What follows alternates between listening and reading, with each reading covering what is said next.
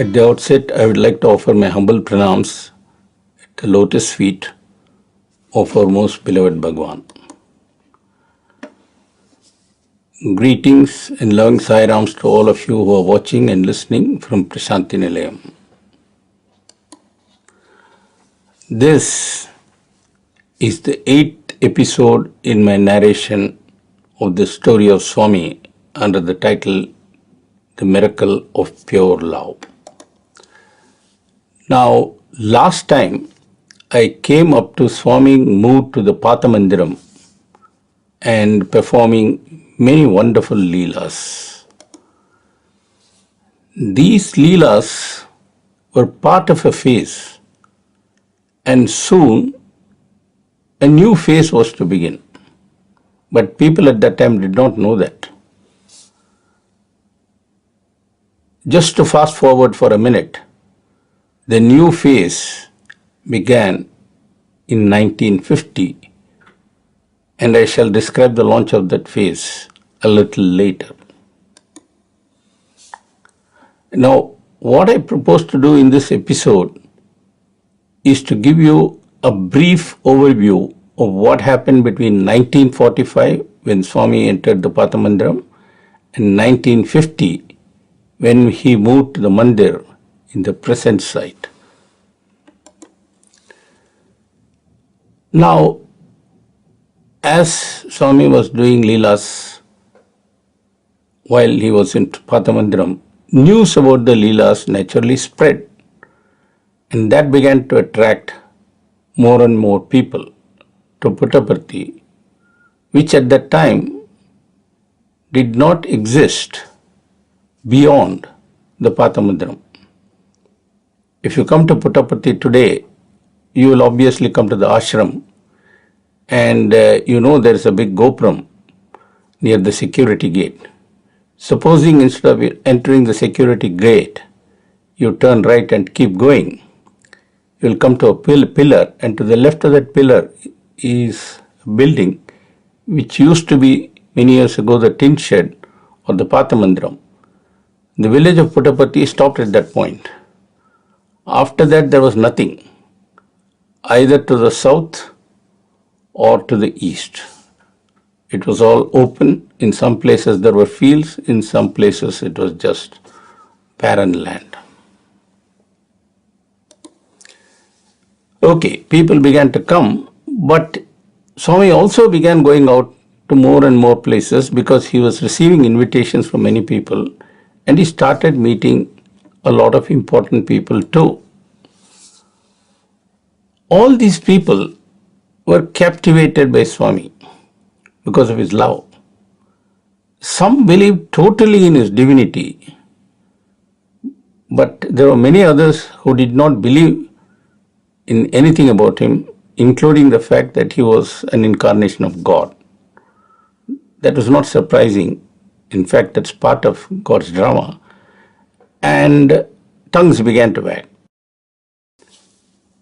Word about all this negativity reached the ears of Seshamaraju, who, if you remember, was a teacher in Uravakkonda.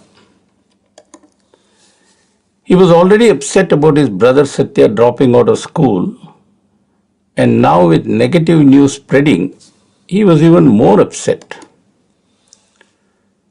So he wrote a long letter to his brother. This was in early 1947. I don't know what was in that letter. Nobody knows. But this much is known. It appears to have been a long complaint about what people are saying about Swami. And obviously, Seshamaraju must have also lamented that his younger brother literally threw away a wonderful future. On the 25th of May 1947, Swami wrote a reply to Seshamaraju. It was not merely a letter to Seshamaraju.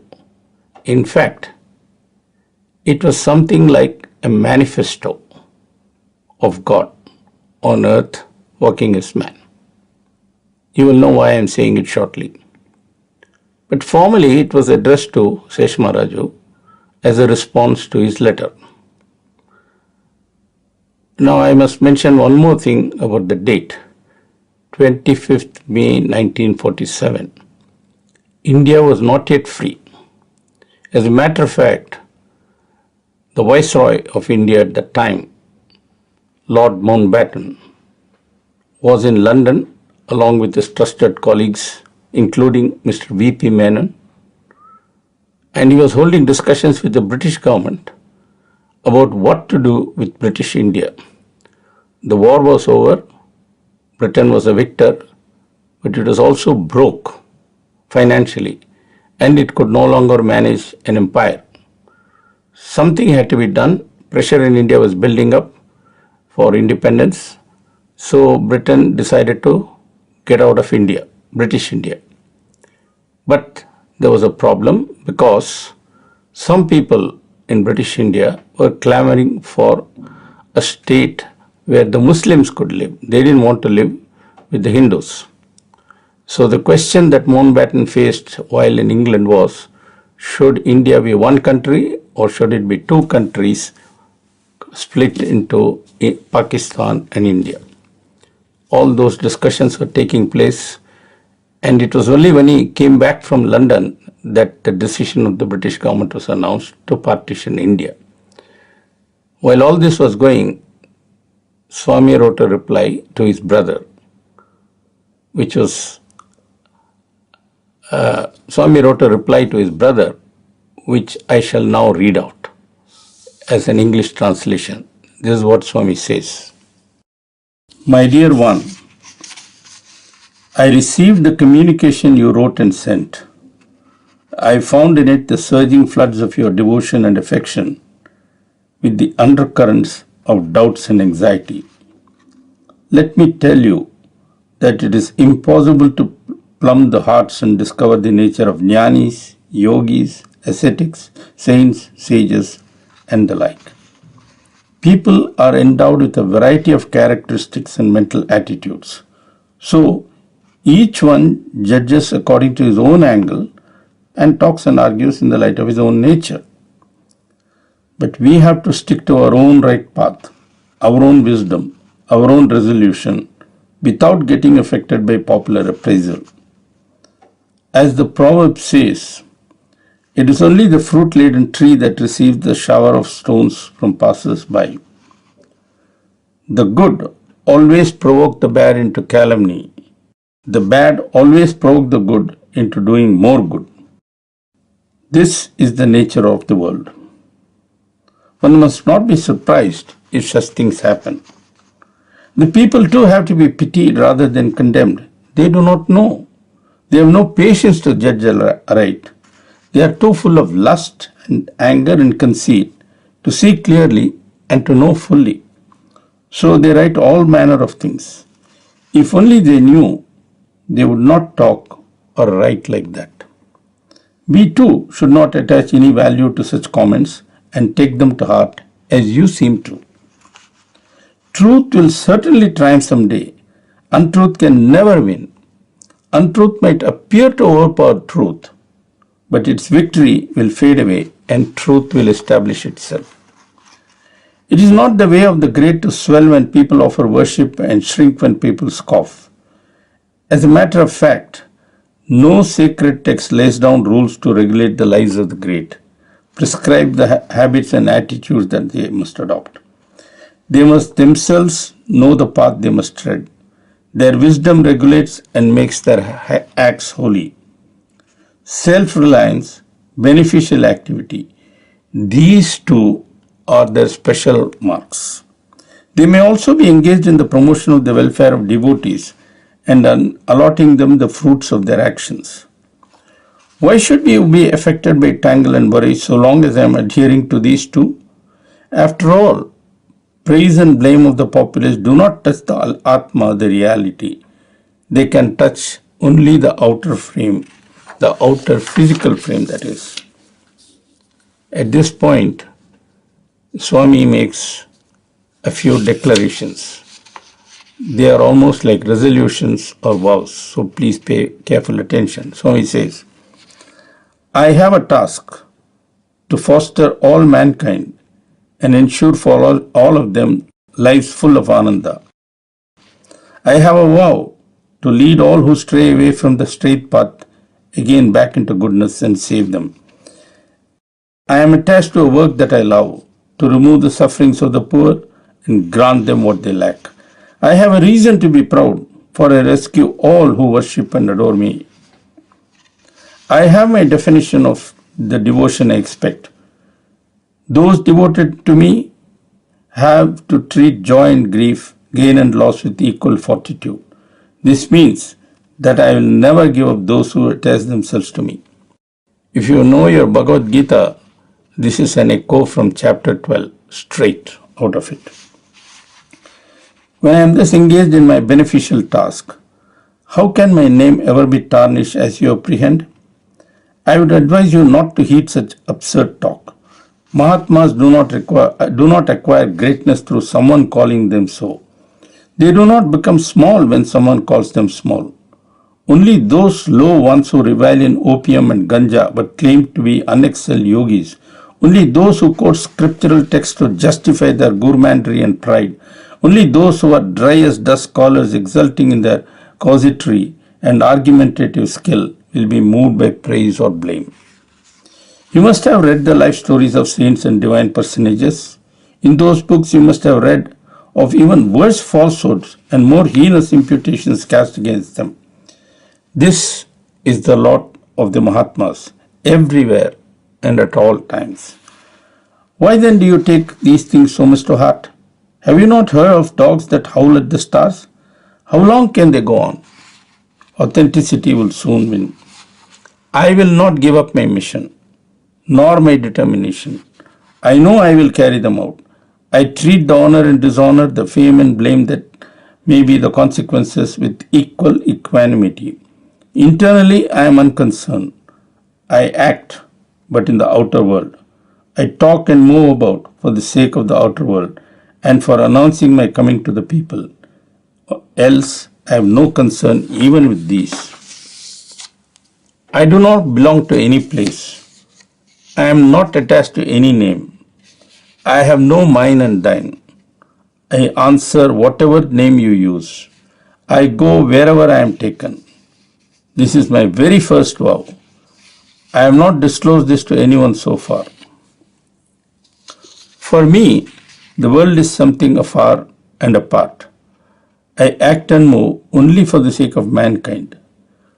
No one can comprehend my glory, whoever he is, whatever his method of inquiry, and however long his attempt. You can yourself see the full glory in the coming years. Devotees must have patience and confidence. I am not concerned, nor am I anxious that these facts should be made known. I have no need to write these words.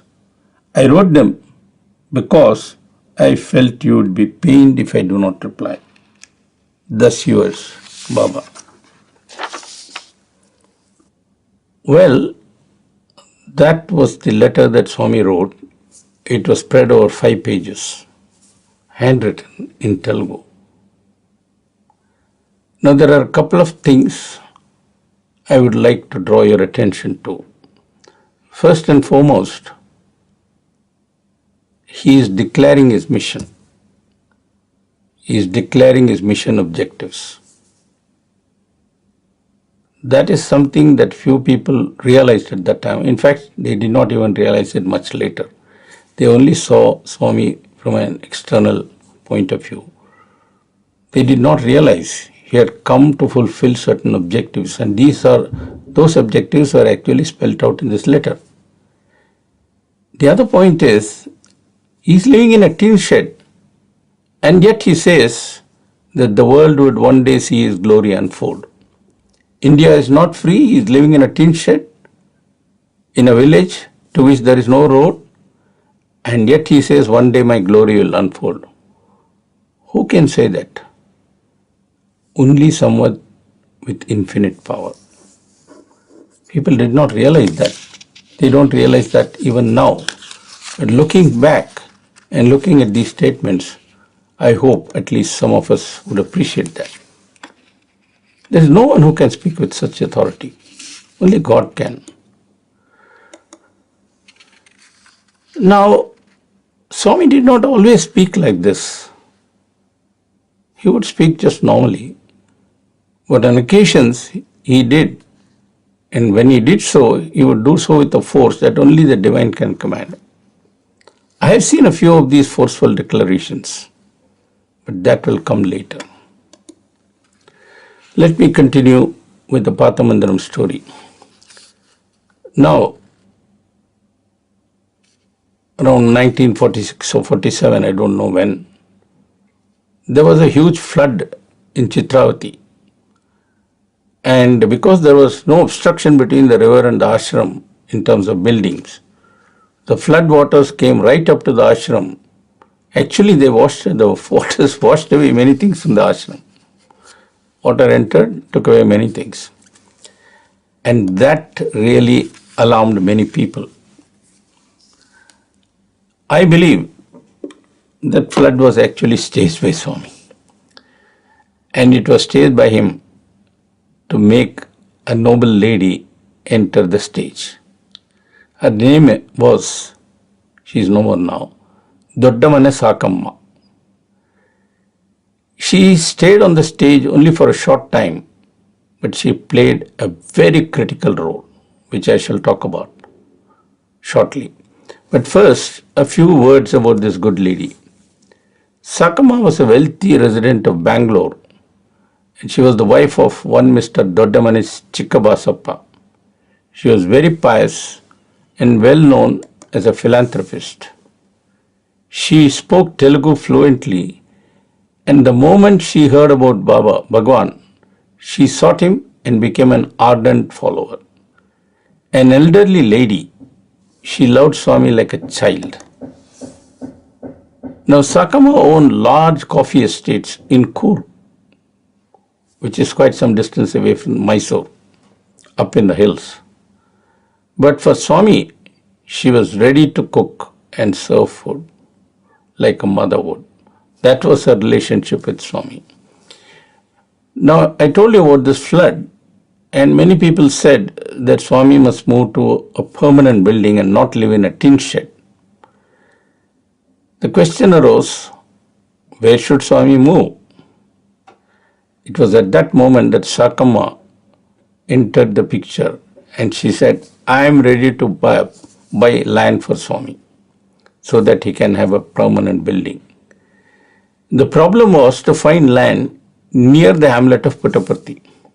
Everybody was looking for land just in the neighborhood of the tin shed ashram.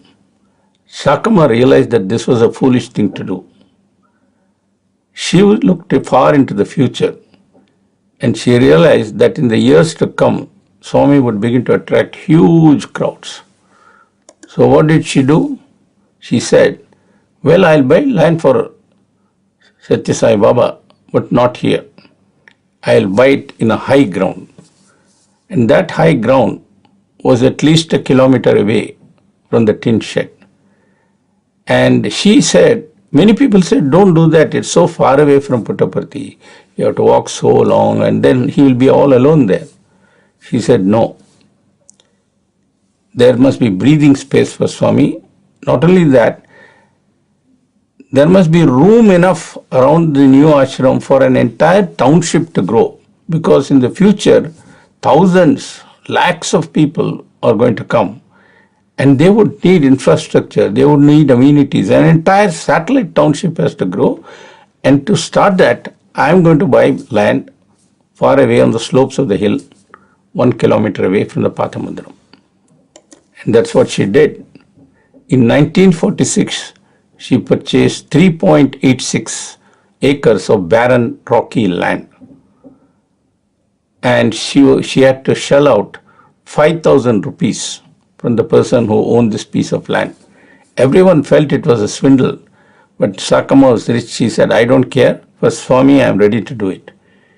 And that land was centered around what we now call the Mandir in Sai Kulwant Hall. It was bought in 1946 for 5,000 rupees. Think about it. But more important, Sakama saw the future and said, unless the Mandir is located here, there will be no room to develop infrastructure. That was her vision. And Swami put that thought into her and brought her into the picture. That's how she came into the picture.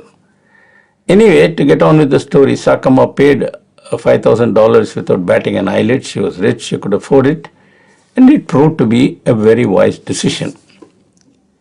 Having acquired the land, Sakama prayed to Swami, please accept this. We would like to construct a new ashram. And Swami, of course, had already made his master plan and graciously accepted the land. And the land transfer took place in 1947. And the construction was scheduled to commence in 1948. Remember, Puttaparthi was a village. Nothing was available here. And a big building was supposed to be constructed as the mandir. And there was a problem about how to do it. But in Swami's avatar, whenever the occasion arises, the right people show up to play their roles. Just as Sakama came at the right time, now it was the turn of one Mr. Malur Srinivasa Tirumala to enter on the stage. This Tirumala was born in 1897 and was therefore much older than Swami. Yet he became a devotee when he saw Swami in Bangalore. And Swami asked him, will you design and build a mandir for me? And there was a reason why Swami asked Tirumala because he was an engineer of distinction and he had built many bridges, roads and even dams. He was connected with the Tungabhadra Dam for a while. So having had a lot of experience in public works, he was the ideal man to design and build a building. And Tirumala jumped at the opportunity. It is said that Swami asked him to look at a particular building in Bangalore and design the new mandir according to that plan. Tirumala was asked not only to design the building but also supervise its construction. Now, it's all right to say go and build a building there, but there was a big problem because in Puttaparthi you could not get even a nail. Nothing. After all, it was a village. And at that time, the population was 200 or 300, and there was not even a road leading to Puttaparthi. So Mr. Tirumala had to mobilize so many things, starting with construction materials. Everything had to be obtained from Bangalore or Mysore or elsewhere. This was not an easy task, and once again I remind you, the task was made more difficult by the fact that there was no road leading to Puttaparthi. However, despite all the problems, thanks to Swami's personal charm, many people came forward to help him in their own way. Thus, there was a man called Raje Urs in Mysore who supplied the timber, the doors, the frames, the windows, etc. Next time you go to the mandir, if you look at the doors, thank this gentleman, unknown gentleman, Raje Urs, for all that timber that he supplied. Now, it's all right to buy window frames and doors, etc. from Mysore or Bangalore, whatever, and bring it here by bullock carts and things like that. But what about the construction workers? What about the stones? This mandir is built entirely of stone. And then cement. That was also a problem. They were all difficult problems, but Tirumala managed all that. But there was one problem which seemed almost impossible, and that was to get huge steel girders about 15 meters in length or 40-45 feet in length. These were needed for the central prayer hall because they had to put a roof over it, and these girders had to support the roof weight. How to get the girders? Huge steel girders. Again, Swami managed it by bringing yet another person into the scene. This time the gentleman who was the instrument, his name was Venigala Hanumantarao, who was the transport commissioner for Madras. When I talk of Madras in 1947, I am talking of Madras presidency, which extended all the way from Visakhapatnam on the east coast to Mangalore on the west coast. This Hanumantrao was the transport commissioner for that entire presidency. I heard Swami talk about him very often, very often. He used to always say Hanumantrao, Hanumantrao. And there is a reason, because this Hanumantrao was able to get girders from a place called Trichinopoli. It's now called Tiruchirappalli. It's about something like 200 miles south of Madras or Chennai. And there some girders were available. But how to bring it from Tiruchirappalli to Puttaparthi? Hanumantrao somehow managed to transport them by rail up to Penukonda station, which is about 30 kilometers or so from Puttaparthi. So the girders were transported from Tiruchirappalli to Bangalore to Puttaparthi, not Puttaparthi, Penukonda railway station. Now they have to be brought from Penukonda railway station to Puttaparthi or to this place, Mandir. That task had to be organized by Thirumal Rao. And that was not a simple task. It was a very challenging task because from Penukonda, the road that comes to Puttaparthi is very narrow in many places, and it passes over culverts which are not very strong. And it also passes through villages where the lanes are very narrow. So altogether, it was a very challenging task. And after all that, where would the truck or crane or whatever it is end up? It would end up in Karnataka Nagapalli on the other side of Chitravati river. That river also had to be crossed. Tirumala Iyengar handled all that.